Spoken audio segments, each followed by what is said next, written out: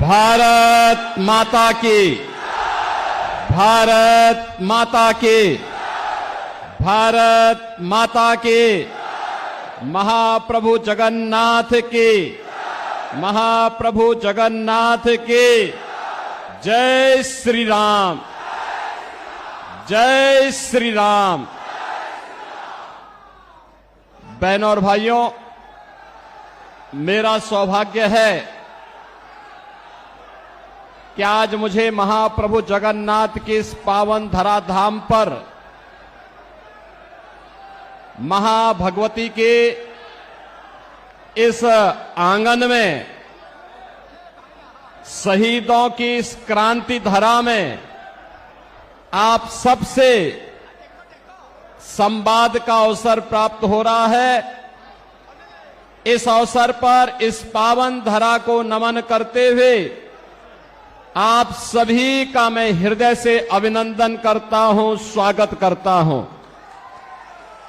मंच पर उपस्थित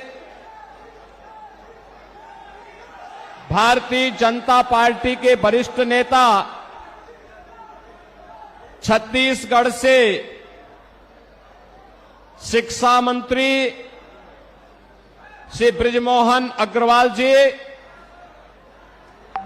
चिल्का के पूर्व एमएलए डॉक्टर विभूति भूषण हरिचंदन जी, भारतीय जनता पार्टी के राष्ट्रीय प्रवक्ता और पूरी पार्लियामेंट्री कॉन्स्टिट्यूएंसी से भारतीय जनता पार्टी के हमारे लोकप्रिय प्रत्याशी डॉक्टर संबित पात्रा जी,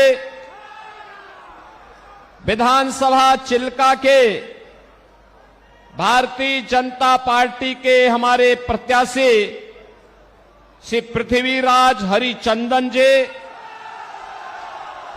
यहां के लोकसभा के संयोजक श्री शंकर परिदा जी, विधानसभा के प्रभारी विकास पटनायक जी,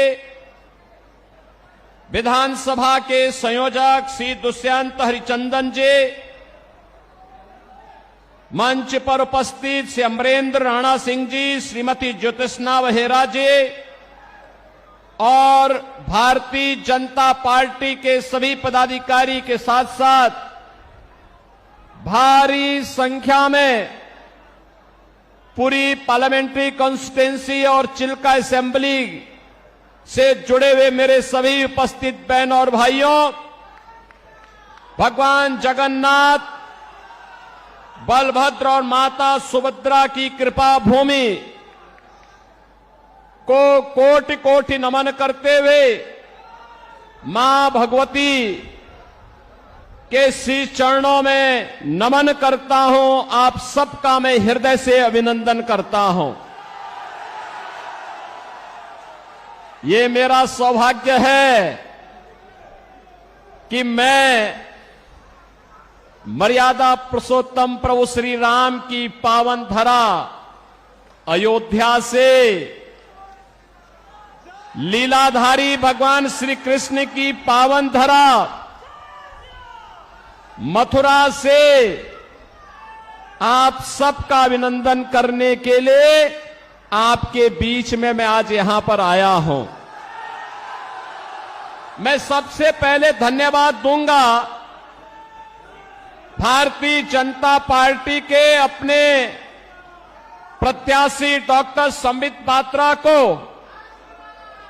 जिन्होंने पूरी किस पावन धरा पर मुझे आने का अवसर दिया।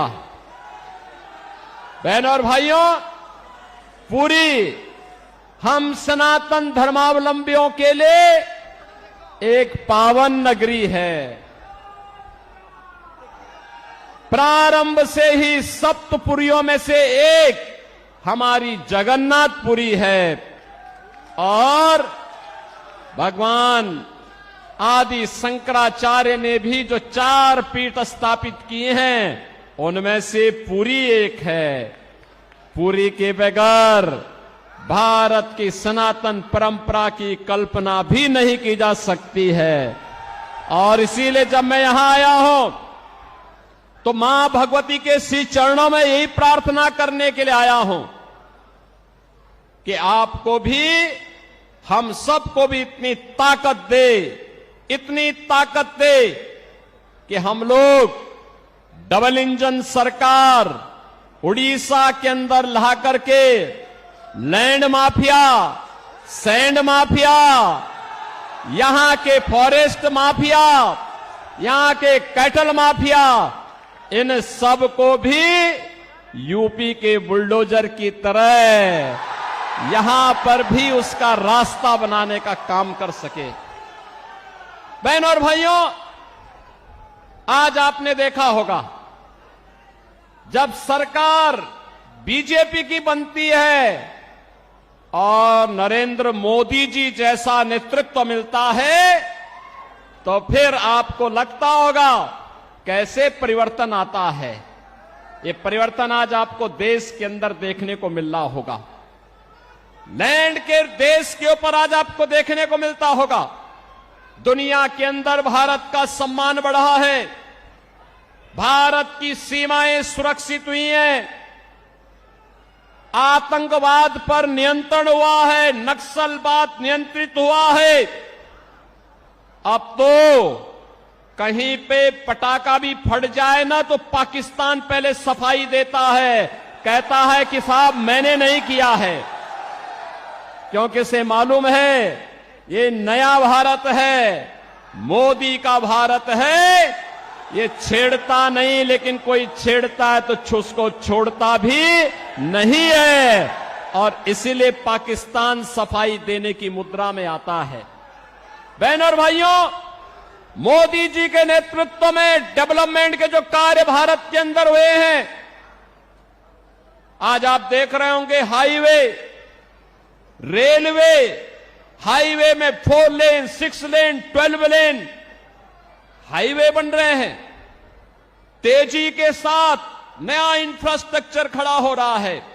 रेल मीटर गेज से अब ब्रॉड गेज में, अब मीटर गेज की ट्रेन नहीं, अब बुलेट स्पीड से चलने वाली वर्ल्ड क्लास ट्रेन की सुविधा मोदी जी पूरे देश के अंदर, कहीं वंदे भारत के रूप में, कहीं अमृत भारत के रूप में, कहीं नमो भारत के रूप में देने का कार्य कर रहे हैं।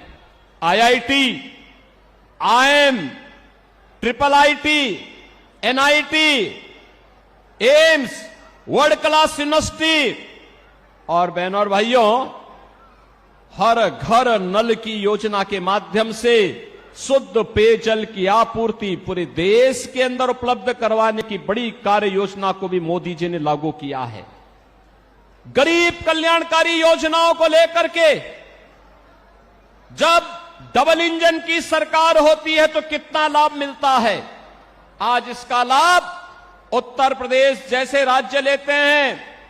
देश के अंदर 80 करोड़ लोगों को फ्री में राशन की सुविधा मोदी जी पिछले 4 वर्ष से उपलब्ध करवा रहे हैं और अगले 5 वर्ष तक उपलब्ध करवाएंगे। लेकिन उड़ीसा में यहां की सरकार, नवीन पटनायक की सरकार, नौकरशाहों से ऐसी घिरी हुई है कि वह फ्री में राशन की सुविधा को भी अपने नाम से भुनाने का काम करती है। मोदी जी पूरे देश के अंदर 60 करोड़ लोगों को पूरे देश के अंदर आयुष्मान भारत में 5 लाख रुपए की उपचार की सुविधा प्रतिवर्ष उपलब्ध करवा रहे हैं। लेकिन यहां पर नवीन पटनायक जी की सरकार यहां पर आयुष्मान भारत लागू नहीं होने देना चाहती है। बहनों और भाइयों, आप देख सकते हैं किसानों को किसान सम्मान निधि, हर घर में शौचालय का निर्माण, घर घर में उज्ज्वला योजना के कनेक्शन और 4 करोड़ गरीबों के सिर को ढकने के लिए पीएम आवास की सुविधा देश के अंदर बिना भेदभाव के मिली है। आप देख सकते हैं मोदी जी ने 10 वर्ष में जो दिया है, इसमें किसी का चेहरा नहीं, जाति नहीं, मत नहीं, मजहब नहीं, क्षेत्र नहीं, भाषा नहीं, पूरे देश के अंदर सबका साथ और सबके विकास के भाव के साथ इन योजनाओं को देश के अंदर लागू करने का काम किया है। लेकिन आज भी कुछ लोग ऐसे हैं देश के अंदर, बहनों और भाइयों, जो रहते भारत के अंदर हैं, खाते भारत के अंदर हैं, लेकिन गाते पाकिस्तान का है। उनके द्वारा जाने अनजाने में ऐसी बातें कही जाती है, पाकिस्तान का राग अलापा जाता है। पाकिस्तान के बारे में, भारत के दुश्मनों के बारे में उनका महिमा मंडन के द्वारा किया जाता है। और मैं तो कहता हूं, जो पाकिस्तान का राग अलापते हैं, भारत के दुश्मनों का महिमा मंडन करते हैं, मैं उनसे कहता हूं, वे काई भारत के अंदर बोझा बने हुए हो, जाओ ना वहीं चले जाओ। अरे भारत तो 80 करोड़ लोगों को फ्री में राशन दे रहा है, और पाकिस्तान में 23 करोड़ की कुल आबादी वह भी भूख से तड़प रही है। 1 किलो आटा के लिए, 1 किलो गेहूं के लिए आज वे तड़पते हुए दिखाई देते हैं। जितनी पाकिस्तान की आबादी है, उससे बड़ी आबादी को मोदी जी ने 10 वर्ष में गरीबी रेखा से ऊपर उठा करके एक खुशहाल जीवन की ओर अग्रसर किया है। बहनों और भाइयों, मैं तो आज आपके पास आया हूं कहने के लिए, मोदी जी के नेतृत्व में सम्मान भी है, सुरक्षा भी है, विकास भी है, गरीब कल्याण भी है, और मोदी जी के नेतृत्व में विरासत का संरक्षण भी है। आप सोचो, अयोध्या में राम मंदिर का निर्माण कोई सोचता था? 500 वर्षों का इंतजार समाप्त हुआ, और आज आप अयोध्या में जाएंगे, बहनों और भाइयों, हमारी पुरी तो यहां पर भगवान जगन्नाथ पुरी तो पहले से पुरी है, और यहां पर क्या हुआ, नवीन पटनायक सरकार के संरक्षण में भगवान जगन्नाथ पुरी के मुख्य खजाने की चाबी ही यहां गुम हो गई है। भगवान के खजाने में भी डकैती डाल दे रहे हैं। यानी केवल लैंड माफिया और सैंड माफिया ही नहीं है, अब भगवान के खजाने में भी ये लोग सेंध लगा रहे हैं। और आप आइए थोड़ा अयोध्यापुरी में आप आएंगे, आपको प्रभु राम के समय की अयोध्या, चमकती हुई अयोध्या दिखाई देगी, चमकती हुई अयोध्या दिखाई देगी। आज वहां गुलामी के सारे ढांचे हट गए हैं, अब कोई वहां पर गुलामी की बात नहीं कर सकता है। अब तो अयोध्या में जय श्री राम के ही नारे लगते हैं। क्या नारे लगते हैं? जय श्री राम का। बहनों और भाइयों, जय श्री राम का जो ये नारा है ना, आज ये पूरे देश के अंदर गूंज रहा है। मैं तो आपसे अपील करने के लिए आया हूं, देश के अंदर 5 चरणों के चुनाव संपन्न हो चुके हैं, और छठे चरण में आपको भी 25 मई को चुनाव करना है। बहनों और भाइयों, मैं पूरे देश के अंदर अब तक 12 राज्यों का दौरा किया हूं, और 12 राज्यों के दौरे के बाद मैं कह सकता हूं पूरे देश के अंदर एक ही नारा गूंज रहा है, एक ही स्वर से सारे लोग बोल रहे हैं, और वह बोलना है, वह है फिर एक बार मोदी सरकार, फिर एक बार, और अब की बार 400 पार, अब की बार 400 पार। तो 400 पार की जब बात होती है, तो यहां पर बीजू जनता दल को तो चक्कर आने लगता है। 400 पार कैसे होगा? क्योंकि वह तो यहां की 21 सीटों पर ही चुनाव लड़ रहे हैं। कैसे होगा मुझे बताओ। क्या ये लोग सरकार बना पाएंगे क्या सेंटर में? कभी नहीं बना सकते। तो उनको जिता के करेंगे क्या? वे नहीं कर सकते। और जनता जनार्दन से जब हम पूछते हैं कि भाई 400 पार क्यों, तो कहते हैं, पूरे देश के अंदर एक ही नारा गूंजता है, वो कहते हैं जो राम को लाए हैं, जो राम को लाए हैं हम उनको लाएंगे, जो राम को लाए हैं हम उनको लाएंगे। और पूरे देश के अंदर जश्न है। आज आपने अयोध्या में देखा होगा, 500 वर्षों के बाद, 5 सदी के बाद प्रभु राम ने अपना जन्मोत्सव भी अयोध्या में अपनी जन्मभूमि में मनाया है और होली भी वहां पर खेली है। बहनों और भाइयों, एक नया भारत अपनी विरासत और विकास की यात्रा को लेकर के चल रहा है। दूसरी ओर आपके सामने मैं कहना चाहूंगा, चाहे वह बीजू जनता दल हो, ये तो नौकरशाहों से घिरी हुई सरकार है, और नौकरशाही जब किसी सरकार को घेरता है तो तानाशाही को जन्म देता है। जनता जनार्दन से उसका कोई वास्ता नहीं होता है। वहां पे भ्रष्टाचार पनपता है, गरीब के हक पर डकैती पड़ती है, वहां पे लैंड माफिया, सैंड माफिया और प्रशासनिक तंत्र पूरी तरह विफल हो चुका होता है। बहनों और भाइयों, किसी नौकरशाह को इतनी स्वतंत्रता और इतनी उसको अधिकार नहीं दे जा सकते, नहीं दे जाने चाहिए कि वो सत्ता का संचालन करने लग जाए। उसका काम सत्ता का संचालन करना नहीं है। सत्ता का संचालन संसदीय लोकतंत्र में जनता के द्वारा चुने गए जनप्रतिनिधियों के माध्यम से ही होना चाहिए। वही सही लोकतंत्र का प्रतीक है। और इसीलिए मैं आपके पास आया हूं आपसे कहने के लिए कि बहनों और भाइयों, एक और यहां की सरकार नौकरशाहों से घिर करके उड़ीसा के भावनाओं के विपरीत आचरण कर रही है। उड़िया परंपरा और संस्कृति को पूरी तरह माखोल उड़ाने का काम कर रही है। उड़िया परंपरा को पूरी तरह अपमानित करने का काम कर रही है। और दूसरी ओर देश के अंदर इंडी गठबंधन है, वे सब क्या करने जा रहे हैं? उनके द्वारा जिस प्रकार का कार्य किया जा रहा है, और मैं तो आज धन्यवाद देना चाहूंगा कोलकाता हाई कोर्ट को, जिसने टीएमसी की सरकार के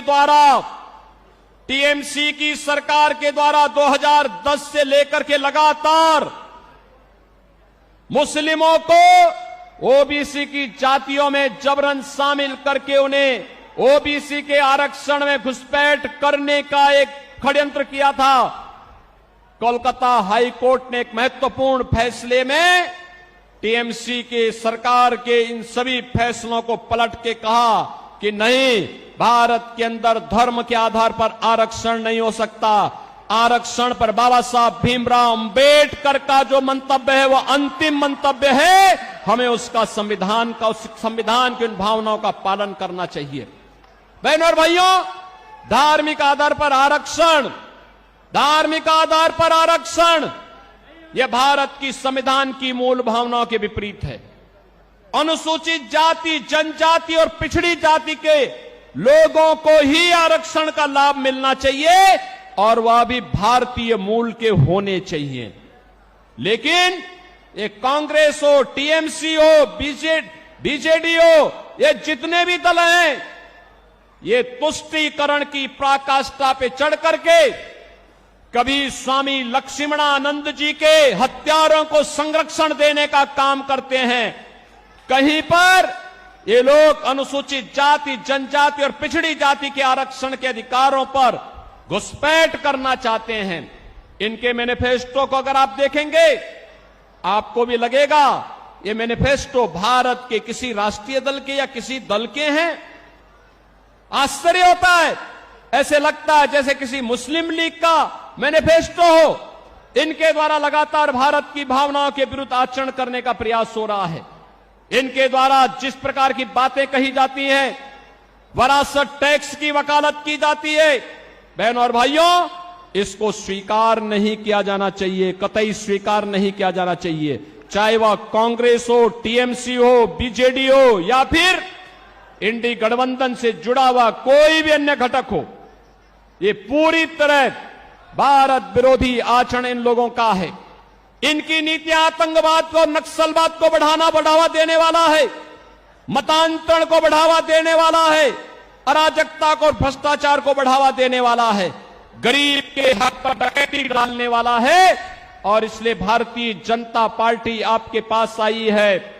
मोदी जी के नेतृत्व में पूरे देश के अंदर भारतीय जनता पार्टी के पक्ष में जो लहर है, अब वो सुनामी बन चुकी है। और आप देखना 4 जून को जब परिणाम आएंगे, तो 4 जून के परिणाम में अब की बार 400 पार का लक्ष्य पूरा होगा। मैं बहनों और भाइयों, आप सबसे अपील करूंगा, यहां पर संबित पात्रा हमारे लोकसभा के लिए भारतीय जनता पार्टी के कैंडिडेट के रूप में आपके बीच में हैं। और मैं तो आपसे अपील करूंगा, संबित पात्रा को यहां से मेंबर ऑफ पार्लियामेंट जिता करके भेजिए। आप देखना जगन्नाथपुरी की कायाकल्प ऐसे ही वे करेंगे जैसे अयोध्या का हुआ है और काशी का हुआ है। हम लोग सपोर्ट करेंगे, उनको पूरा समर्थन करेंगे। और मैं तो कहूंगा संबित पात्रा जी से भी कहूंगा और पृथ्वीराज हरिचंदन जी से भी कहूंगा कि चुनाव के बाद हमारे पुरी के इन बहनों और भाइयों को लेकर के एक बार अयोध्या धाम का भी दर्शन करने के लिए आए, अयोध्या का दर्शन करने के लिए आए।